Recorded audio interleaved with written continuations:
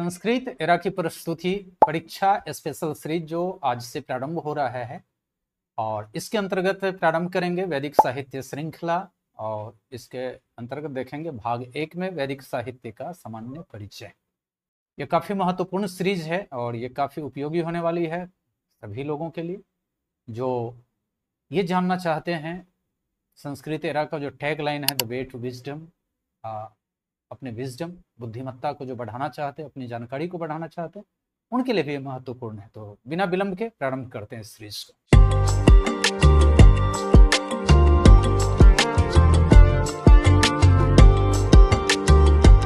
नमस्कार, मैं डॉक्टर शंभू राय, संस्कृत एरा में आपका हार्दिक स्वागत है। वैदिक साहित्य, वैदिक लिटरेचर के इस सीरीज में आज आप देखने वाले हैं वैदिक साहित्य का सामान्य परिचय। यह लेक्चर 1 है। इसके अंतर्गत कई लेक्चर्स आएंगे जो छोटे छोटे वीडियोस के रूप में होंगे। अभी तक जो भाषा विज्ञान सीरीज के वीडियोज देख रहे थे उनके लिए थोड़ा सा लंबा वीडियो था क्योंकि वह कमीशन परीक्षा को ध्यान में रख करके बनाया गया है। तो ये परीक्षा स्पेशल सीरीज यूजफुल होगा UGC net lectureship, TGT, PGT, CTET, STET, MA, BA और जो व्यक्ति अपने विजडम पर ध्यान देते हैं, जिनको जानकारी चाहिए कि वैदिक साहित्य क्या है, वेद क्या है, वेद में निहित तत्व क्या है, इसके भीतर में क्या क्या जानकारियां मौजूद हैं, क्यों बोलते हैं वेद को ज्ञान, ज्ञान का भंडार, ऐसा क्यों कहा जाता है। तो इन सब चीजों को जो जानना चाहते हैं तो उनके लिए भी यह सीरीज अति महत्वपूर्ण है।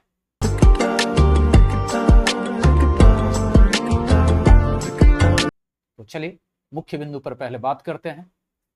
वेद, वेद क्या है? वेद का सामान्य अर्थ ज्ञान होता है, नॉलेज होता है। और नॉलेज जब हमारे लिए काम करने लगता है, अवचेतन मन में बैठ जाता है, जब हम किसी बात को जानते हैं और जब उसकी आवश्यकता पड़ती है वो अपने आप निकल करके सामने आता है और उस चीज को हम यूज कर पाते हैं तो वह बुद्धिमत्ता में बदल जाता है। तो वेद, इसका अर्थ क्या है? तो अर्थ को देखते हैं। वेद में विद धातु है। धातु क्या है? रूट क्या है? विद, जिसका अर्थ क्या होता है? विद का अर्थ क्या होता है? टू नो, टू नो यानी जानना। और इसमें घय प्रत्यय लगा हुआ है, भावे घय होता है।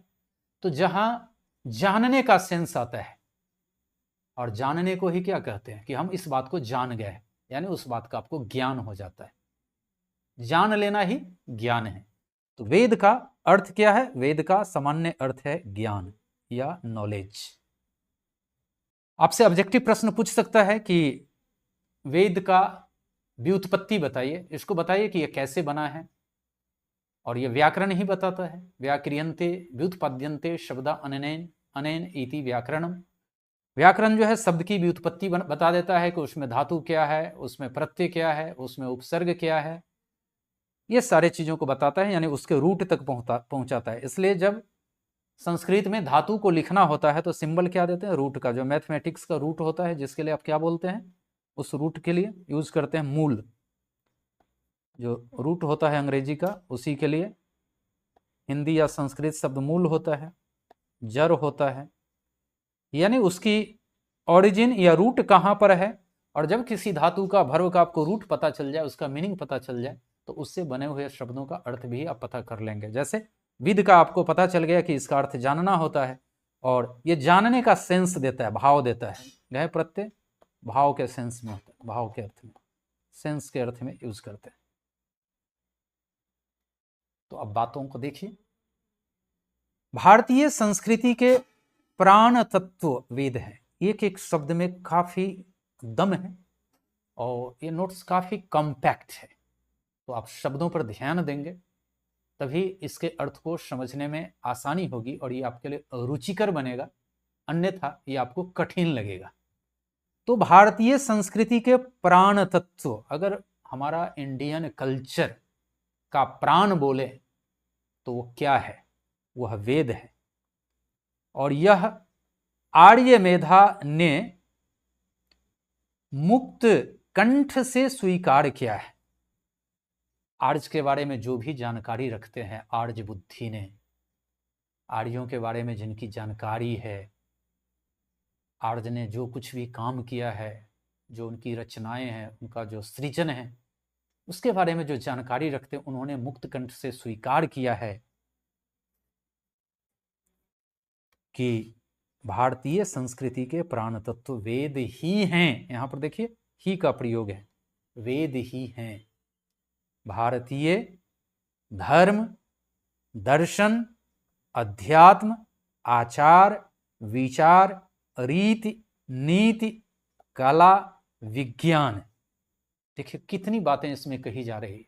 अगर लिखित परीक्षा में भी इन शब्दों को आप यूज करेंगे तो कितना सटीक नोट्स तैयार होगा आपके लिए। तो भारतीय धर्म की बात करें, दर्शन की बात करें, फिलॉसफी की, धर्म रिलीजन की बात करें, अध्यात्म स्पिरिचुअलिटी की बात करें, आचार विचार रीति यानी तौर तरीके, नीति, कला, विज्ञान, ये सभी वेद से अनुप्राणित हैं। यानी इन सबको प्राण जो मिलता है, ऊर्जा जो मिलती है, कहां से मिलती है? तो वेदों से मिलती है।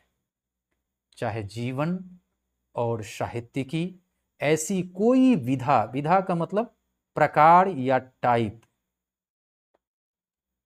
ऐसी कोई विधा नहीं है, चाहे जीवन की कोई विधा हो, जीवन से संबंधित जो भी कुछ बिंदु आते हैं, तौर तरीके आते हैं, चाहे साहित्य की बात करें, लिटरेचर की बात करें, ऐसी कोई विधा नहीं है जिसका बीज रूट जो है वैदिक वांग्मय में न मिले। वांग्मय एक शब्द आ गया, यहां पर मौत छूट गया है, आप इसमें जोड़ सकते हैं वांग्मय। वांग्मय किसी भी संस्कृति या साहित्य का विस्तृत रूप होता है। तो वैदिक वांग्मय की कहने का तात्पर्य है वेद से रिलेटेड जितने भी साहित्य और रचनाएं बातें होंगी वो वैदिक वांग्मय के अंतर्गत आएगा। उसको देखेंगे, ये जो सेकंड वीडियो आएगा वो वैदिक वांग्मय पर ही आधारित होगा। तो साहित्य की बात हो या जीवन की बात हो, इसका कोई भी ऐसा टाइप, ऐसा इसकी कोई भी साइड ऐसा नहीं है जिसका कि बीज वैदिक वांग्मय में नहीं हो। समष्टि रूप से यानी कुल मिलाकर के समष्टि रूप में समग्र भारतीय साहित्य, समस्त भारतीय साहित्य जनजीवन एवं सभ्यता की आधार भूमि यदि वेदों को कहा जाए तो कोई अत्युक्ति या अतिशयोक्ति नहीं होगी। अत्युक्ति का मतलब या अतिशयोक्ति का मतलब बढ़ा चढ़ा करके किसी बात को कहना, तो वह अतिशयोक्ति नहीं होगी। इन सारी चीजों को, साहित्य को, जनजीवन, सभ्यता, इन सब की आधार भूमि को, रूट्स को, बेसिस को आप वेदों में ढूंढ सकते हैं। कैसा लग रहा है? ध्यान से सुनेंगे तो अच्छा लगेगा। एक एक शब्द में बहुत कुछ छुपा हुआ है, और चूंकि ये परीक्षा स्पेशल है तो इससे जो आपकी अवधारणात्मक विकास होती है, अवधारणात्मक विकास डेवलप होगा, उसमें कई सारे प्रश्नों का जवाब आपको अपने आप मिल जाएगा। तो ध्यान से देखा जाए। अपने प्रतिभा चक्षु से, टैलेंट वाले आइज से, अपने प्रतिभा चक्षु के सहारे साक्षात्कृत धर्मा ऋषियों ने, कहता उनके पास जो टैलेंट था उस टैलेंट के बल पर उन्होंने साक्षात धारण किया, साक्षात उन्होंने देखा। उन ऋषियों के द्वारा साक्षात कृत धर्मा ऋषियों के द्वारा अनुभूत फील किया गया अध्यात्म शास्त्र के, स्पिरिचुअलिटी से रिलेटेड जो शास्त्र हैं, लिटरेचर्स हैं, शास्त्र के तत्वों की विशाल विमल, जिसमें कोई मल ना हो, विमल यानी विशुद्ध, शुद्ध, प्योर, विमल का मतलब प्योर, शब्द राशि का नाम वेद है। अगर आपसे कोई पूछता है कि ठीक है वेद का अर्थ ज्ञान होता है, वेद का मीनिंग नॉलेज होता है, वो समझ में आया, लेकिन इसमें अगर संक्षेप में पूछा जाए कि वेद क्या है, वेद में क्या है, तो बहुत संक्षेप में आप क्या कहेंगे? तो आप देख लीजिए, ये हमने कलर इसका चेंज कर दिया है, देखिए यहाँ से यहाँ तक आप चाहें तो वेद को डिफाइन भी कर सकते हैं, परिभाषित कर सकते हैं। अपने प्रतिभा चक्षु के सहारे साक्षात कृत धर्मा ऋषियों के द्वारा कोई भी चीज को वो साक्षात करते थे और उसको धारण करते थे। उन ऋषियों के द्वारा जो कुछ भी अनुभूत किया गया, महसूस किया गया, फील किया गया, अध्यात्म शास्त्र के तत्व जो स्पिरिचुअलिटी, आप बोलते हैं ना कि दर्शन यानी देखना, लेकिन एक होता है इन आंखों से देखना, एक होता है कि बंद आंखों से भी आप बहुत कुछ देख लेते हैं, तो उसको बोलते हैं सूक्ष्म दृष्टि से देखना। इसलिए कहा जाता है दृश्यते अनेन इति दर्शनम, जो देखा जाता है, जिसके द्वारा देखा जाता है उसी को दर्शन कहते हैं, उसी को फिलॉसफी कहते हैं। तो किसके द्वारा देखा जाता है? तो सूक्ष्म दृष्टि के द्वारा देखा जाता है। और दर्शन का ही वह भाग है अध्यात्म, अधि आत्मनि, अपने आत्मा के भीतर में अपने आत्मा की बात करते हैं, परमात्मा की बात करते हैं, और उससे जो संबंधित बातें होती है वह अध्यात्म शास्त्र की बातें होती है, स्पिरिचुअलिटी से रिलेटेड बात होती है। तो जो ऋषि मुनि के द्वारा, ऋषियों के द्वारा जो कुछ अनुभूत किया गया, क्या अनुभूत किया गया, क्या फील किया गया? अध्यात्म शास्त्र के तत्वों की जो विशाल विमल शब्द राशि जो महसूस किया गया, अध्यात्म शास्त्र के बारे में जो कुछ महसूस किया गया, और उन्होंने जो कुछ महसूस किया, उन चीजों को उन्होंने देखा, और उन चीजों को उन्होंने अपने गुरु शिष्य परंपरा से, गुरु ने जो कुछ देखा सुना, उस समय लोग लिखना नहीं जानते हैं, आगे इस पर बातचीत होगी। वैदिक साहित्य का इतिहास को आप एक एक करके देखते जाएंगे तो उन्होंने अपने शिष्यों को सुनाया, ज्यों का त्यों, छंदबद्ध होने के कारण बिना किसी परिवर्तन के उनके शिष्यों तक चला गया। और वही विमल शब्द राशि आज भी हम लोगों के पास उपलब्ध है। जब लोग लिखना जान गए तो उनको लिपिबद्ध कर लिया गया। उसी विमल शब्द राशि का नाम क्या है? वेद है, जो ऋषियों के द्वारा देखा गया, अनुभूत किया गया, अध्यात्म शास्त्र से रिलेटेड जो कुछ फील किया गया, वही शब्द राशि जो है ज्ञान के रूप में अपने पास उपलब्ध है, जिसको आप वेद कहते हैं। महाराज मनु, जिन्होंने मनुस्मृति की रचना की है, जो रूल बुक है मनुस्मृति। स्मृति ग्रंथ का मतलब ही होता है रूल बुक, स्मृति यानी रूल बुक, नियम की पुस्तक। और मनु के द्वारा अगर जो लिखा गया तो मनुस्मृति है। याज्ञवल्क्य के द्वारा जो नियम समाज में व्यवस्था बनाए रखने के लिए जो नियम लिखा जाएगा उसको मनुस्मृति बोलेंगे। याज्ञवल्क्य का याज्ञवल्क्य स्मृति बोलेंगे। तो वही है। महाराज मनु ने क्या कहा है? वेद को देवताओं, हमारे पितरों, पूर्वजों तथा मनुष्यों का सार्वत्रिक, सार्वत्रिक, सार्वत्रिक का मतलब होता है यूनिवर्सल, यानी जो हर जगह मौजूद हो, सर्वत्र मौजूद हो, उसी को सार्वत्रिक बोलते हैं, या अंग्रेजी में यूनिवर्सल बोलते हैं। और सार्वकालिक यानी हर समय में उपलब्ध होने वाला, सार्वकालिक, कालिक का मतलब है समय वाला, और सब समय में मिलने वाला। क्या बोला है? चक्षु कहा है। किसको? वेद को। वेद क्या है? महाराज मनु के अनुसार क्या है? तो वेद को देवताओं, हमारे पितरों, मनुष्यों का यूनिवर्सल और हमेशा रहने वाला आंख कहा है। इस पॉइंट को भी आप ध्यान में रखेंगे। लौकिक वस्तुओं, लौकिक का मतलब जो इस लोक से संबंधित, पारलौकिक का मतलब दूसरे लोक की जो हम लोग कल्पना करते हैं, इस लोक से अलग, इतर।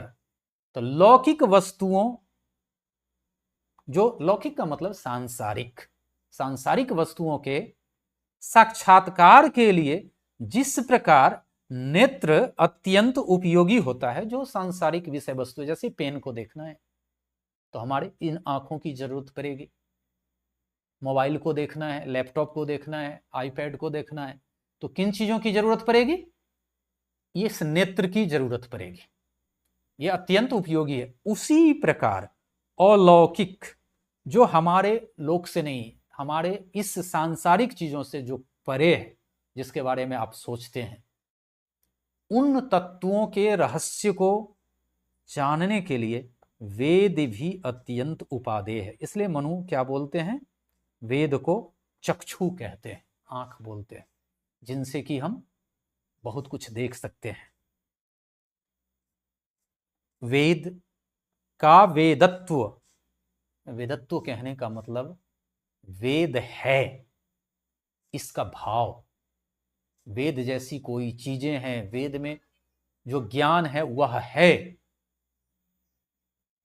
उस वेद का वेदत्व इसी में है कि वह प्रत्यक्ष, अनुमान या शब्द के द्वारा दुर्बोध, दुहजोर बोध, दुर्बोध, जिसका ज्ञान आसानी से न हो, जिसको आसानी से न समझ सके, उसको क्या बोलते हैं, दुर्बोध बोलते हैं। अज्ञेय, ज्ञेय का मतलब जानने योग्य, अज्ञेय का मतलब जिसे न जानने योग्य। अ का मतलब क्या होता है, नो, और ज्ञेय का मतलब क्या होता है, ज्ञेय, ज्ञेय का मतलब होता है जानने योग्य। तो कहता है कि वेद का वेदत्व, वेद है, वेद का भाव है, नॉलेज का भाव है, वह किस चीज में है, तो जो चीज आप आंखों से नहीं देख सकते, अनुमानों के द्वारा नहीं पता कर सकते, शब्द के द्वारा जिसको नहीं समझा जा सकता, और जो अज्ञेय है, उस अज्ञेय उपाय का ज्ञान यह वेद स्वयं करा देता है। वेद को केवल पढ़ने मात्र से आपको जो जो सवाल उठ रहा है, कि जिसको हम आंख से चाह करके भी प्रत्यक्ष भी नहीं देख सकते, जिसके बारे में अनुमान भी नहीं कर सकते, जो शब्द के द्वारा जाना भी नहीं जा सकता, ऐसे अज्ञेय उपाय जिसका पता लगाना, जिसको जानना आसान नहीं है, वैसे अज्ञेय का उपाय क्या है, ऐसे नहीं जिसको जान पाएंगे, वैसे का उपाय, उसका ज्ञान का उपाय क्या है, स्वयं अपने आप में वेद ही है। वेद जो है वह स्वयं में इतना पर्याप्त है, इतना पावरफुल है कि वह उसका ज्ञान आपको करा देता है। यह सब वेद की महत्ता है कि ऐसा इसमें दम है, तभी उसको वेद कहा जा रहा है।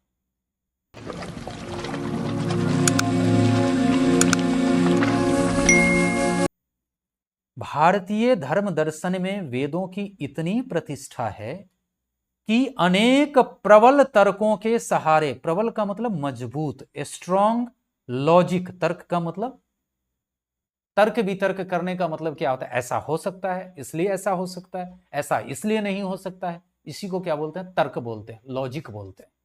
और प्रबल का मतलब स्ट्रॉन्ग, मजबूत। तो भारतीय दर्शन में वेदों की प्रतिष्ठा, इतनी प्रतिष्ठा है कि अनेक मजबूत तर्कों के सहारे विपक्षियों की युक्तियों को छिन्न भिन्न कर देने वाले तर्क कुशल आचार्यों के सामने, जो लॉजिक में एक्सपर्ट हैं, वैसे आचार्यों के सामने भी यदि कोई वेद का विरोध दृष्टिगोचर हो जाता है, वेद का कोई विरोध करता हुआ पाता है, तो उनका मस्तक स्वभावतः लज्जा से झुक जाता है। मतलब वो व्यक्ति भी वेद का विरोध करना पसंद नहीं करते। अगर विपक्षी अपने तर्क के द्वारा वेद को नीचे दिखाने का प्रयास करता है, तो तर्क कुशल आचार्य भी वेद विरोध जब उनके सामने आता है, तो उनका मस्तक स्वभावतः लज्जा से झुक जाता है कि ऐसा कैसे, क्या मैं वेद को नहीं समझ पा रहा हूं, क्या वेद में वो ज्ञान नहीं है जिस कारण से वो ऐसा बोल रहे हैं। हम ईश्वर विरोध को सहन कर सकते हैं, लेकिन वेदों का आंशिक, आंशिक का मतलब पार्शियल, थोड़ा सा पार्शियल विरोध भी हमारी दृष्टि में नितांत मतलब कंप्लीटली असह्य है। असह्य का मतलब सहने योग्य नहीं है। यानी हम ईश्वर का विरोध तो सह सकते हैं, लेकिन वेद का अगर कोई थोड़ा भी विरोध करता है तो उसे सहना आसान नहीं है, अच्छे अच्छे लोगों के लिए भी। और यही कारण है कि ईश्वर की सत्ता को न मानने वाले दार्शनिक भी आस्तिकों की श्रेणी में आते हैं, परंतु वैदिक सत्ता का विरोध करने वाले दार्शनिक नास्तिक कहे जाते हैं। चलिए यहां पर मैं एक कंसेप्ट के बारे में जिक्र करता हूं। आप पहले से जानते हैं कि दर्शन में दो शब्द यूज करते हैं, आस्तिक और नास्तिक। तो सामान्य रूप से ये बोलते हैं लोग कि जो ईश्वर में विश्वास करे उसको आस्तिक, और जो ईश्वर में विश्वास न करे उसे नास्तिक। लेकिन यहां पर जो आप ये पंक्ति देखने के बाद आप क्या कह सकते हैं कि कुछ व्यक्ति ईश्वर की सत्ता को नहीं मानते, ईश्वर की सत्ता को न मानने वाले दार्शनिकों को भी आस्तिकों की श्रेणी में रखते हैं, लेकिन जो वेद की सत्ता का विरोध करता है वैसे व्यक्ति को नास्तिक कहते हैं। यानी आस्तिक कौन है? जो वेद को मानता है, वेद व वेद विहित, यानी वेद में जो कुछ भी है वेद विहित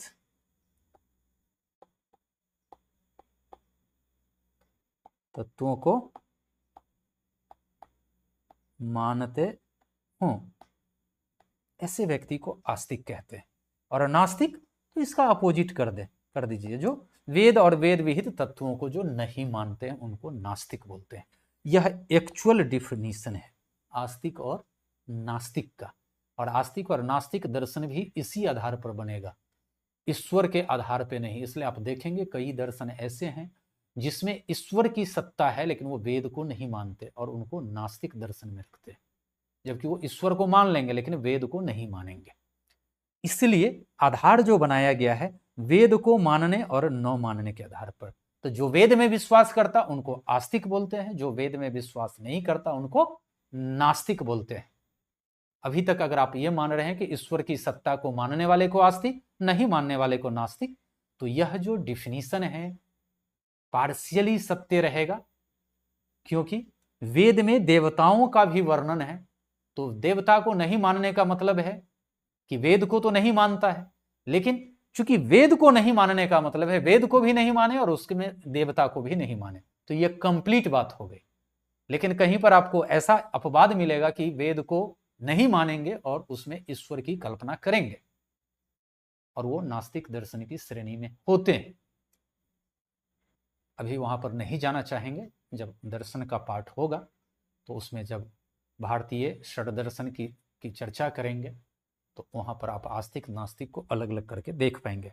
और आप यहाँ पर देख रहे हैं कि मनु ने क्या बोला है, नास्तिको वेद निंदक, जो वेद की निंदा करने वाले हैं उनको नास्तिक कहा गया। कुछ और देखिए, ये सब जो पॉइंट आपको मिल रहा है ना, ऑब्जेक्टिव की दृष्टि से भी इंपॉर्टेंट है कि वेद निंदक को नास्तिक कहा गया है। यह किस ग्रंथ में मिलता है? तो मनुस्मृति में मिलता है। आपने देखा कि आस्तिक और नास्तिक का क्या कंसेप्ट है, तो इन सब चीजों को ध्यान में आप रख सकते हैं। शतपथ ब्राह्मण क्या कहता है? शतपथ ब्राह्मण का सुस्पष्ट क्लियर स्टेटमेंट है, धन से परिपूर्ण पृथ्वी के दान करने से जितना फल प्राप्त होता है उतना फल वेदों के अध्ययन से भी मिलता है। धन से भरा पूरा पृथ्वी को दान कर दीजिए तो उससे आपको जितना फल मिलेगा दान का उतना ही वेदों के अध्ययन करने से मिलता है। साथ ही उससे भी बढ़कर अक्षय लोक, अक्षय का मतलब है न क्षय अक्षय, न क्षय, न का मतलब आप नहीं जानते और क्षय का मतलब होता है नष्ट होना। यानी अक्षय का मतलब जिसका नाश न हो, तो अक्षय लोक न नाश होने वाला लोक। और ऐसा कौन लोक होता है? सामान्य रूप से लोग क्या बोलते हैं, एक ऐसा भी लोक है जहां पर कोई भी चीज कभी समाप्त नहीं होता। सामान्य रूप से उसको लोग स्वर्ग, जन्नत, हेवन इत्यादि अलग अलग नामों से जानते हैं, मैं वहां नहीं जाना चाहता। साथ ही उससे भी बढ़कर अक्षय लोक को मनुष्य प्राप्त करता है। यहां पर क्या बोला कि संपूर्ण पृथ्वी को आप दान में दे दीजिए, उससे जितना फल मिलेगा उतना ही फल वेदों के अध्ययन से भी मिलता है, साथ में उससे बढ़कर के अक्षय लोक की प्राप्ति मनुष्य को प्राप्त हो जाती है। अतः वेदों का स्वाध्याय अत्यंत आवश्यक एवं उपादेय है। उपादेय का मतलब यूजफुल है। शतपथ ब्राह्मण में यही कहा गया है, जिसका मीनिंग यहां पर आपको लिख दिया गया है।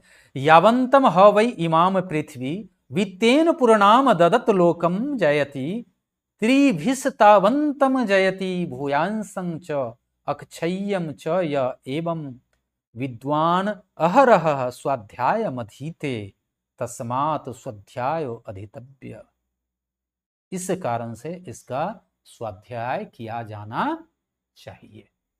उम्मीद करते हैं ये भी बिंदु अगर आपको इसमें से कोई भी यावंतम ही एवं इमाम पृथ्वी वित्तेन पूर्णाम ददत लोकम जयति करके डॉट डॉट दे दे और पूछे कि कहां से ये कथन लिया गया है, तो शतपथ ब्राह्मण से लिया गया है। ये सब पूछा जाता है, यूजीसी नेट हो या व्याख्याता की परीक्षा हो, उसमें स्टेटमेंट तो पूछा जाता है। टीजीटी पीजीटी वगैरह में स्टेटमेंट आपको पूछा जाता है, आप ध्यान रख सकते हैं। ये कहां से है? शतपथ ब्राह्मण में ऐसा कहा गया है। वेदज्ञ, वेदज्ञ का मतलब जो वेद के जानकार है, वेद को जो जानते हैं। वेदज्ञ का मतलब वेद के जानकार। वेदज्ञ व्यक्ति की प्रशंसा करते हुए मनुस्मृतिकार ने लिखा है, मनुस्मृति में महाराज मनु ने क्या लिखा है? वेद शास्त्रार्थ तत्वज्ञो यत्र कुत्रास्मे वसन इहैव लोके तिष्ठन् स ब्रह्म भूयाय कल्पते। बहुत इजी है मीनिंग, आप ध्यान दे दीजिए। वेद शास्त्रार्थ तत्वज्ञो, वेद शास्त्र के तत्व यानी रहस्य को जानने वाला तत्वज्ञ व्यक्ति, यत्र जिस कुत्र कहीं, यत्र कुत्राश्रम, जिस किसी आश्रम में। और आप जानते हैं कि आश्रम कितने हैं? 4 हैं। ब्रह्मचर्य आश्रम है, गृहस्थ आश्रम है, वानप्रस्थ आश्रम है और संन्यास आश्रम है। चाहे वेद शास्त्र के रहस्य को जानने वाला व्यक्ति किसी भी आश्रम में निवास करता हुआ कार्य का संपादन करता है, वह इस लोक में रहते हुए भी ब्रह्म का साक्षात करता है। कितनी बड़ी बात कही गई है कि जो वेद शास्त्र के रहस्य को जो भी व्यक्ति जानता है, चाहे वो किसी भी आश्रम में रह करके अपना कार्य करता है, वह इस संसार में रहते हुए भी ब्रह्म को प्राप्त कर लेता है। बहुत बड़ी बात है। इससे वेद के इंपॉर्टेंस का पता चलता है। संप्रति जितने भी मतांतर देखे जाते हैं, सबका मूल स्रोत वेद ही है। जितने मतांतर या जितने कल्ट सेक्ट्स जो धर्म के रूप जो देखते हैं, जो वेद और वेद विहित या सनातन धर्म या उससे संबंधित आते हैं, उसका मूल स्रोत क्या है? वेद ही है। वस्तुतः वेद ज्ञान का मानस सरोवर है, जहां से ज्ञान की विमल धाराएं निकलकर विविध मार्गों में प्रवाहित होती हुई भारत के ही नहीं अपितु समस्त जगत के प्रदेशों को उर्वर बनाती है। चलिए, ये सब स्टेटमेंट है, कहने के लिए है, थोड़ा सा आपके लिखने के लिए मिल जाता है। वेद आर्य प्रजाति के ही नहीं अपितु संपूर्ण मानव जाति के प्राचीनतम ग्रंथ है। आपको ये जीएस का क्वेश्चन बनेगा। वेद जो है केवल आर्य प्रजाति का नहीं, बल्कि संपूर्ण मानव जाति के अगर ग्रंथ की बात करें तो सबसे प्राचीनतम ग्रंथ यही है। क्योंकि आप अगर प्रारंभिक वेद की बात करें, जैसे ऋग्वेद की बात करें, तो ये 2000 ईसा पूर्व में इसकी रचना की गई है। ऋषि मुनियों ने उसे देखा, महसूस किया, अनुभूत किया, जो भी आपको कहना है कहिए। और आज जो है 2026 ईस्वी चल रहा है, तो पहले का और 26 इसको जोड़ देंगे तो 4026 साल पहले की बात हो रही है। और इससे पुराना लिटरेचर पूरे दुनिया में कोई भी नहीं है, इसलिए आप इसको प्राचीनतम ग्रंथ कह सकते हैं। अगर अवेस्ता की भी बात करें तो लगभग 1000 BC के आसपास का है, और वेस्टर्न कंट्रीज के किसी भी ग्रंथ की बात करेंगे तो इससे पुराना कोई है नहीं। इसलिए पूछेगा कि सबसे ओल्डेस्ट ग्रंथ क्या है, तो आप कह सकते हैं कि वेद है, और वेद में भी ऋग्वेद है, जिसके बारे में हम लोग आगे देखेंगे। जिनसे मानव जीवन जन्म से मृत्यु पर्यंत ओतप्रोत है। हमारी मृत्यु पर्यंत यानी मृत्यु तक ओतप्रोत है, मतलब उससे अभिभूत है, भरा हुआ। हमारी उपासना के आधार देवगण, हमारे संस्कारों की दशा बताने वाली पद्धति सिस्टम, हमारे मस्तिष्क को उर्वर फर्टाइल बनाने वाली विचारधाराएं, इन सब के उद्भावक वेद ही हैं। ये सारी चीजें जो अगर हमें प्राप्त होती है तो ये सारी चीजें कहां से? हम अगर किसी देवता की आज उपासना प्रार्थना कर रहे हैं तो उसका आधार क्या है? वेद है। हमारे जितने भी संस्कार की बात करते हैं, जन्म से लेकर के मृत्यु पर्यंत तक संस्कार की बात करते हैं, तो उसका रूट जो है कहीं ना कहीं पर वेद में ही है। हमारे मस्तिष्क को उर्वर एनर्जेटिक बनाने के लिए या ऊर्जावान बनाना है, उसको उर्वरक फर्टाइल बनाना है, उर्वर बनाना है, उपजाऊ बनाना है, तो वैसी विचारधाराएं जिससे कि हमारा ब्रेन मस्तिष्क उर्वर बनता है, उपजाऊ बनता है, इन सब के रूट्स जो है कहाँ आपको मिलेंगे? इन सब के प्रेरणा स्रोत कौन है? वेद है। वेदों के स्वरूप के विषय में विद्वानों में पर्याप्त दृष्टि भेद है, देखने का अंतर है। मतभेद तो यहां नहीं कह सकते, क्योंकि वेदों को जिस दृष्टिकोण से आप देखेंगे उसी तरह का मीनिंग आपको वहां महसूस होने लगता है। इसलिए विद्वानों में क्या है? दृष्टि भेद है। पाश्चात्य विद्वानों की आधी भौतिक दृष्टि में, आधी भौतिक है, आधा स्पिरिचुअलिटी की बात और आधा फिजिकल अचीवमेंट की बात के कारण आधी भौतिक दृष्टि में वेद क्या है? ऋषि प्रणीत शब्द राशि मात्र, ऋषियों के द्वारा रचा गया केवल शब्दों का भंडार मात्र है। ऐसा कौन बोलते हैं? वेस्टर्न कंट्री के विद्वान बोलते हैं, पश्चिमी देशों के विद्वान ऐसा बोलते हैं। अर्थात वेद सामान्य ग्रंथों की तरह भांति केवल ग्रंथ मात्र है, ये ग्रंथ मात्र ही है। जो ऋषि उसके मंत्र विशेष से संबद्ध है वही उसके रचयिता है। जो भी ऋषि उस मंत्र विशेष से जुड़े हुए हैं वही उनके रचनाकार हैं। ऐसा किसका कहना है? पश्चिमी विद्वानों का कहना है। और उस संबंध में वे ऋग्वेद के को प्रमाण के रूप में प्रस्तुत करते हैं। वो ऋग्वेद से ही कुछ मंत्र को उठाते हैं और वो साबित करने का प्रयास करते हैं। लेकिन मैं आपको उसके मीनिंग के और गहराई तक ले जाऊंगा और आप खुद ही महसूस करिए कि ये जो बोल रहे हैं क्या वही बात पूरी तरह से सत्य है, या वह भी वहां तक शायद नहीं पहुंच पा रहे हैं।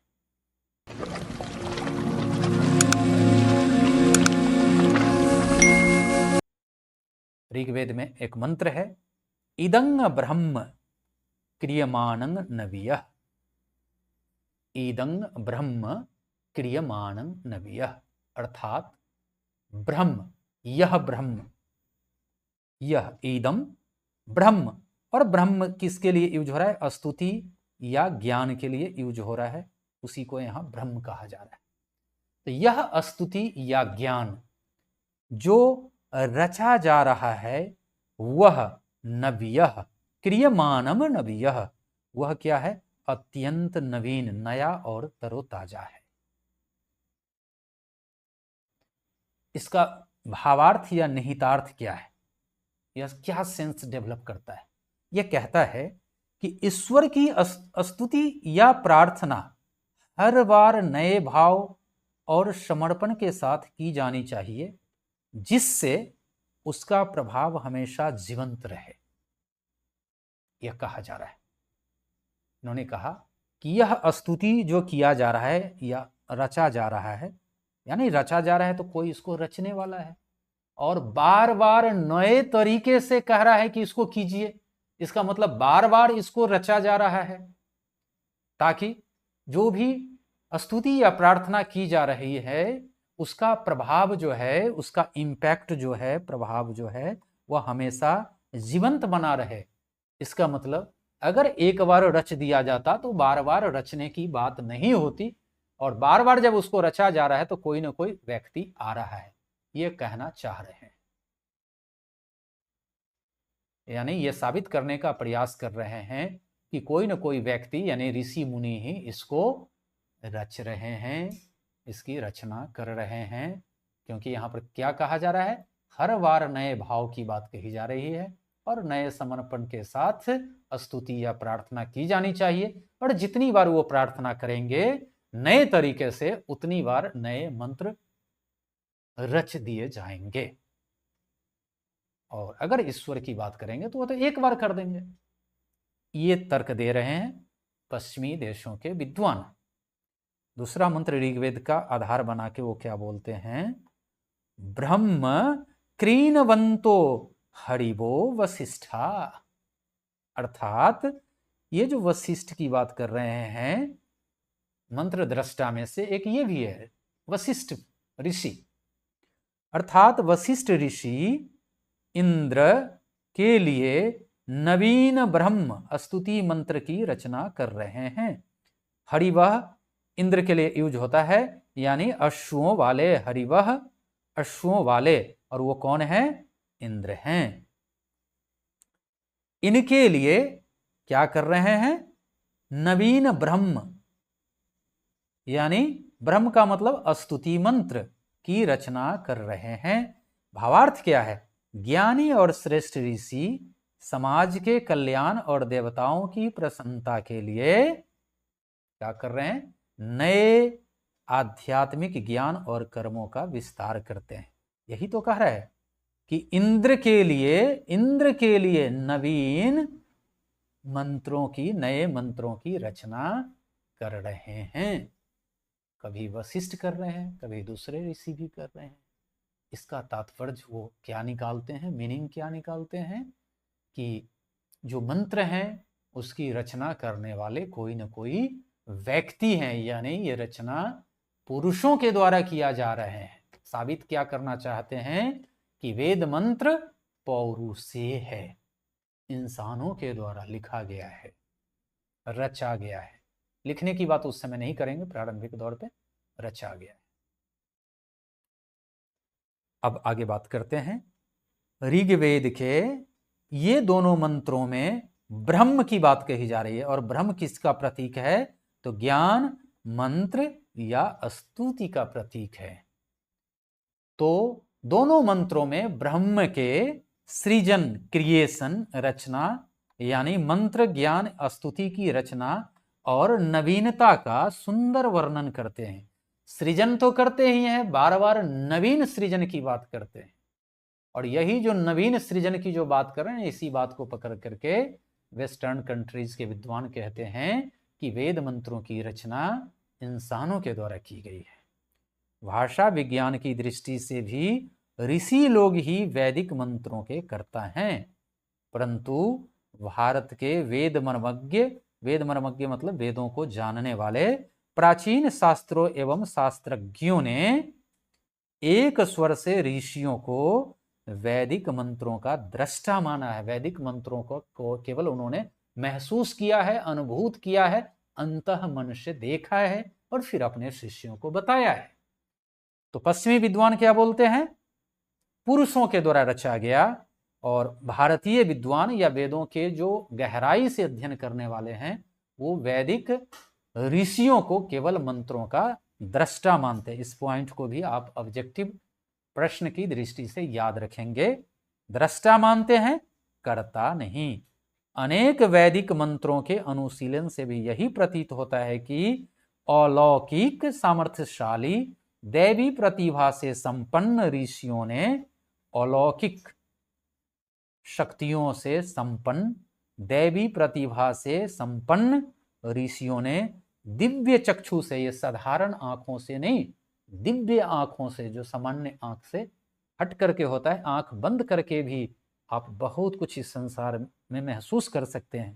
तो दिव्य चक्षु से वैदिक मंत्रों का क्या किया है? दर्शन किया। अतः वशिष्ठ विश्वामित्र आदि मंत्रों के दृष्टा हैं, कर्ता नहीं हैं। उम्मीद करते हैं कि वैदिक परिचय जो आप सामान्य परिचय आप देख रहे हैं वेदों के बारे में, तो केवल वेद को आप समझने का प्रयास कर रहे हैं। यह पौरुषेय है, अपौरुषेय है, वेद का अर्थ क्या है, वेद के बारे में लोग क्या सोचते हैं, इन सब चीजों के बारे में एक अवधारणात्मक विकास होगा। हमेशा ऑब्जेक्टिव प्रश्न का उत्तर देने के लिए मत दौड़िए। कुछ ऐसे ऑब्जेक्टिव प्रश्न होते हैं जो काफी गहराई तक जाते हैं, और वैसे प्रश्नों का जवाब आप डायरेक्ट नहीं दे पाएंगे। वैसे प्रश्नों का उत्तर देने के लिए आपके भीतर कंसेप्ट का होना जरूरी है, और कंसेप्ट आपको जब गहराई से अध्ययन करेंगे, एक एक चीजों को जानेंगे, शब्दों को जानेंगे, भीतर तक मीनिंग को जानेंगे, तभी वैसे प्रश्नों का आप आंसर कर पाएंगे। और हमारा प्रयास है संस्कृत एरा, उसका टैगलाइन ही है, थीम ही है, the way to wisdom. The way to wisdom, आपको नॉलेज से आगे तक ले जाना है। नॉलेज तो आपको मिलेगा ही मिलेगा। परीक्षा स्पेशल सीरीज चल रहा है, तो आप परीक्षा देने के लिए तो आप तैयार हो ही जाएंगे, लेकिन भीतर ही भीतर आपको जाने अनजाने गहराई से आपको नॉलेज प्राप्त होगा। तो निष्कर्ष रूप में अब वेद के बारे में अब क्या कह सकते हैं? तो वेद विश्व का प्राचीनतम वांग्मय है। वांग्मय है, वहां छूट गया है। वांग्मय मतलब किसी भी संस्कृति और साहित्य का विस्तृत कलेक्शन, संग्रह, वैदिक वांग्मय है। भारत की सनातन मतलब जो लंबे समय से चली आ रही मान्यता, सनातन का मतलब लंबे समय से जो चली आ रही है, सनातन मान्यताओं के अनुसार वेद अपौरुषेय अथवा स्वयं पर ब्रह्म की लोकहित में की गई सृष्टि है। सनातन या हमारी जो भारतीय मान्यता है, उसके अनुसार वेद को क्या कहते हैं? अपौरुषेय कहते हैं, और पश्चिमी देशों के विद्वान उसे क्या कहते हैं? पौरुषेय कहते हैं, यानी पुरुषों के द्वारा रचित। और हमारी सनातन परंपरा क्या कहता है? अपौरुषेय कहता है, अथवा क्या कहता है? स्वयं पर ब्रह्म ने, अलमाइटी पावर ने, सुप्रीम पावर ने लोकहित में की गई, उनके द्वारा की गई है सृष्टि है, लोगों के कल्याण के लिए की गई है सृष्टि है, की गई है रचना है। शास्त्रों में संपूर्ण वेद का धर्म के मूल के रूप में आख्यान किया गया है। वेदो अखिलो धर्म मूलम, वेदो अखिलो धर्म मूलम। वेद जो है धर्म के मूल में कौन है? जितने भी धर्म है, समस्त, अखिलम यानी समस्त धर्म का मूल क्या है? जड़ क्या है? समस्त रिलीजन का रूट में क्या है? वेद है। उदयनाचार्य ने अपनी रचना न्याय कुसुमांजलि में, न्याय कुसुमांजलि, इसको भी आप याद रख सकते हैं। उदयनाचार्य की रचना क्या है? न्याय कुसुमांजलि में संपूर्ण वेद को परमेश्वर का निरूपक माना है। यह भी ऑब्जेक्टिव में पूछ सकता है आपको कि संपूर्ण वेद को परमेश्वर का प्रतीक या निरूपक माना है, वह कौन बोलते हैं? तो उदयनाचार्य न्याय कुसुमांजलि ग्रंथ में बोलते हैं।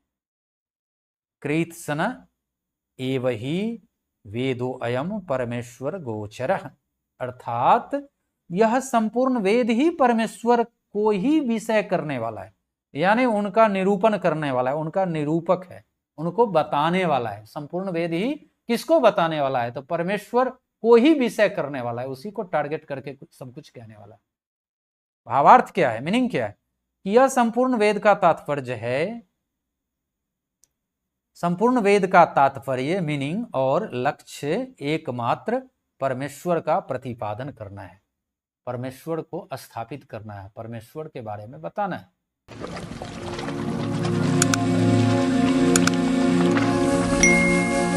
कुमारिल भट्ट क्या बोलते हैं, किनको भट्टपाद के रूप में भी जानते हैं? उन्होंने वेद की वेदता, वेदता कहने का मतलब क्या है? वेद के होने का यथार्थ प्रमाण, रियल, यथार्थ का मतलब रियल, प्रमाण का मतलब तो आप जानते हैं, प्रूफ।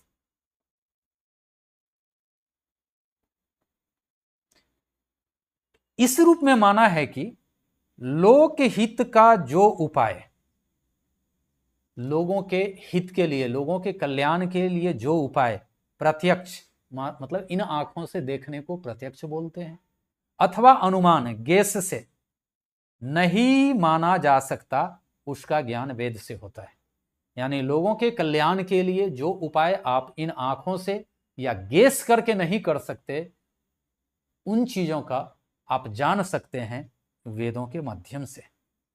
यानी प्रत्यक्षेन अनुमित्या वा, प्रत्यक्ष के द्वारा अथवा अनुमान के द्वारा, यह तू उपायो, यह जो उपाय न बुध्यते, जो उपाय पता नहीं चलता है, एवं विदंती, उसको जान जाते हैं वेदेन, वेद के द्वारा, वेद से, तस्माद वेदस्य वेदता, और इसी बात से वेद की वेदता है।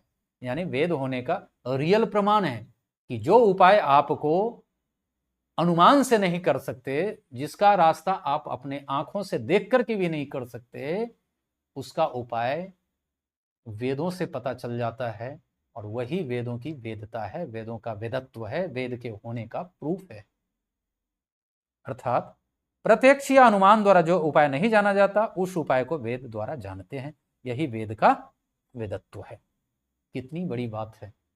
आप कोई निबंध लिखेंगे, कहीं भी लिखेंगे, ये सब पॉइंट्स को अगर कोट करते हैं तो आपका नोट्स, आपका आंसर कितना मजबूत हो सकता है, आप केवल कल्पना कर सकते हैं।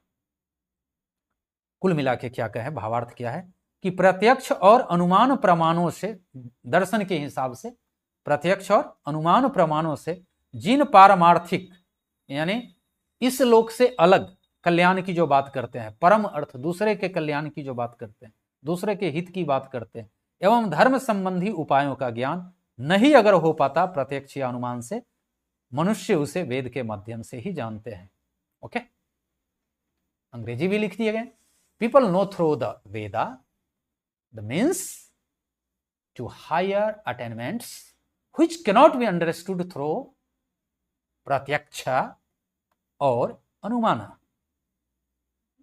यही वेद की वेदता है, वेद के होने का रियल प्रूफ है। तस्मात् वेदस्य वेदता, तस्मात् वेदस्य वेदता, अगर ये दे देता है इतनी पंक्ति, तो ये कहां से लिया गया है, कुमारिल भट्ट ने बताया। निहितार्थ, हिडन मीनिंग क्या है कि अगम्य विषयों का ज्ञान, जहां तक हम नहीं पहुंच सकते वैसे विषयों का ज्ञान, अर्थात जो तथ्य, जो फैक्ट्स सामान्य इंद्रियों से, यानी इन आंखों से, कानों से, नाकों से या तर्क से, लॉजिक लगा के, अनुमान करके की पहुंच से बाहर है, उसका एकमात्र स्रोत, जानने का स्रोत वेद है। यानी वेद क्या है, स्वतः प्रमाणता को बताता है। यह स्वतः प्रमाणित है, वो अपने आप बता देगा कि उसका मीनिंग क्या है, उसको किसी से अलग से प्रूफ लेने की जरूरत नहीं है, सपोर्ट की जरूरत नहीं है। अर्थात वेद किसी मानवीय बुद्धि के मोहताज नहीं है, बल्कि अलौकिक और धर्म हितकारी ज्ञान का प्रकटीकरण है। तो यह वेद का एक सामान्य परिचय था।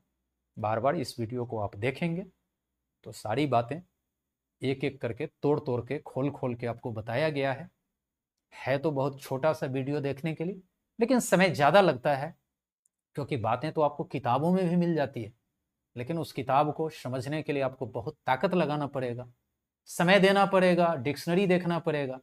लेकिन एक छोटा सा वीडियो आपके लिए एक बार अगर देख लेते हैं तो प्रत्येक शब्दों का अर्थ बताया गया है।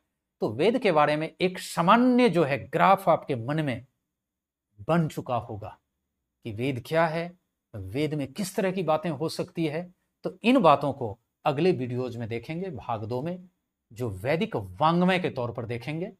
ये आपका वैदिक साहित्य का जो ये सीरीज चल रहा है, उसमें आप दूसरा वीडियो जाएगा, जिसके अंतर्गत आप संहिता, ब्राह्मण, आरण्यक, उपनिषद और वेदांग, ये सभी मिलकर के वैदिक वांग्मय बनेंगे। इन चारों को एक पार्ट में रखेंगे और वेदांग को दूसरे पार्ट में, और ये दोनों को मिलाकर के क्या बोलेंगे, वैदिक वांग्मय। और इसके समग्र स्वरूप को निर्धारित कर देंगे। वेद को तो अभी आप केवल वेद शब्द के बारे में सुन रहे थे, कहीं कहीं पर ऋग्वेद का जिक्र हुआ है, लेकिन जब यहाँ इन सारे चीजों को वैदिक वांग्मय का जब संक्षिप्त परिचय और फिर आगे चल करके विस्तृत परिचय प्राप्त करेंगे, वो निर्भर करेगा आप लोगों के कमेंट पे कि कितनी गहराई तक आप जाना चाहते हैं, उसी हिसाब से आपको वीडियोस मिलेंगे। तो अगले वीडियो में देखेंगे इसका दूसरा पार्ट, वैदिक साहित्य का भाग 2 देखेंगे। तो आज के लिए बहुत कुछ हो गया है, अभी तक आप हमारे साथ थे, इसके लिए बहुत बहुत धन्यवाद। अगर आपको ये वीडियो अच्छा लगता है तो अपने नियर एंड डियर को शेयर निश्चित रूप से करिए, ताकि दूसरे लोग भी लाभान्वित हो, और यह एक कल्याण का कार्य है। और बार बार हम अपने वीडियो में बोलते हैं कि जितना ये शेयर करेंगे, जितने लोगों तक बढ़ेगा, संस्कृत पढ़ने और पढ़ाने वालों की संख्या बढ़ेगी, इससे जॉब में वैकेंसीज बढ़ेगी और आपको ज़्यादा से ज़्यादा मौके मिलेंगे, और जिसका भी आप भला करेंगे वो तो आपके बारे में अच्छा ही सोचेगा। इसलिए आप शेयर करिए, और अच्छा लगता है तो लाइक तो कर ही सकते हैं, उसमें कुछ आपका खर्च नहीं होता है। तो थैंक यू सो मच, पुनः मिलते हैं अगले वीडियो में।